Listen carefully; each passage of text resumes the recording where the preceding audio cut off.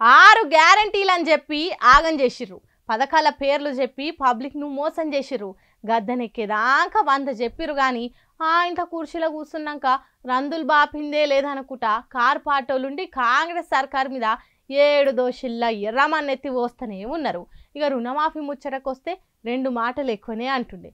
కానీ ఇలా CM Revanth sir ఇచ్చిన క్లారిటీ తోటి ఓ దిక్కు రైతుల ఖుషి అయితే ఇంకో దిక్కు కార్ పాటోలు నారాజయ్యరు కావచ్చు.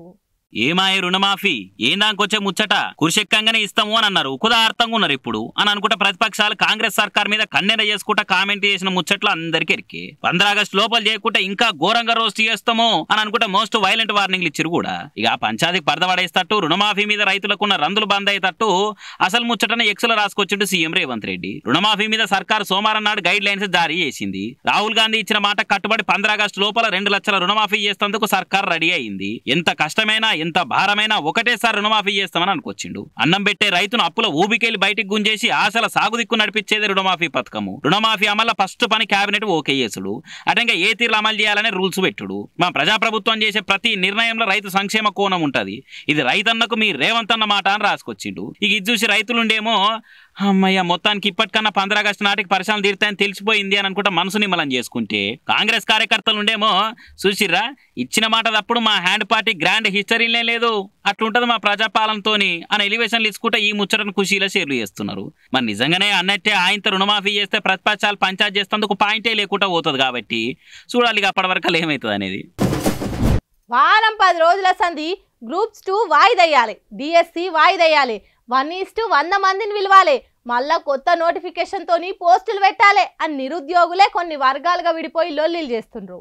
ఇంకొందరేమో అన్న టైంకే పరీక్షలు పెట్టాలి, గ్రూప్స్ అయితే అస్సలే వాయిదయ్యొద్దు, ఇప్పటికే 10 ఏండ్లాయే అని అంటున్నారు. సర్కార్కి ఇప్పుడు ఇది విషమ పరీక్ష అన్నట్టే అయింది. కడవమంటే కప్ప కోపము ఇడవమంటే పాము కోపం అన్నట్టే అయింది గ్రూప్ పరీక్షల వ్యవహారంలో సర్కార్ పరిస్థితి. కాంగ్రెస్ ఇచ్చిన హామీలతోటి ఈసారన గ్రూప్స్ 2 అన్ని అనుకున్న టైంకే పరీక్షలు అవుతాయి అనుకున్నారు. కానీ ఇంతలో అన్ని పరీక్షలు ఒకటేసారి వస్తున్నాయి. ప్రిపరేషన్ కు టైం లేదు, పోస్టులు కూడా తక్కువ ఉన్నాయి. పోస్టులు పెంచి మళ్ళీ కొత్త నోటిఫికేషన్ ఇవ్వాలని ఓ వర్గం నిరుద్యోగులు జంగు చేస్తున్నారు. ఇంకొందరేం టైంకే పరీక్షలు పెట్టాలి, ఇప్పటికే 10 ఏళ్ళు అవుతున్నది, గ్రూప్స్ లో జాబ్స్ లేవు, ఎప్పుడో ఇచ్చిన నోటిఫికేషన్ కు ఎప్పుడో పరీక్షలు అన్నారు. మళ్ళీ ఎలక్షన్ కూడానే అట్లా కొన్నొద్దులు వాయిదేసిర్రు. మళ్ళీ ఇప్పుడు వాయిదా అంటే మా పరిస్థితి ఏంది అని ఇంకొంతమంది నిరుద్యోగులు బుగులు పడుతున్నారు. అరే పక్క పంటున్న ఆంధ్రాల గ్రూప్ 1 గ్రూప్ 2 ఎంత చక్కగా పెట్టిరు, మరి మన కాడులకు ఏమైతున్నది? అడిగిన వాళ్ళకల్లా వాయిదాలు వేసుకుంటూ పోతే ఎన్నటికి మా బతుకులు బాగుపడితే నెత్తి కొట్టుకుంటారు. కానీ నిరుద్యోగులు చేస్తున్న నిరసనలతోటి సర్కార్ బద్నాం అవుతుందని గ్రూప్ 2ని వాయిదేసే ఆలోచన చేస్తుందట సర్కారు. ఇప్పటికే ఉద్యమాన్ని బాగా పెద్ద చేస్తున్నారు. అరెస్టుల పర్వం నడుస్తున్నది, జనాల సర్కార్ మీద దుష్ప్రచారాన్ని నడుస్తున్నది.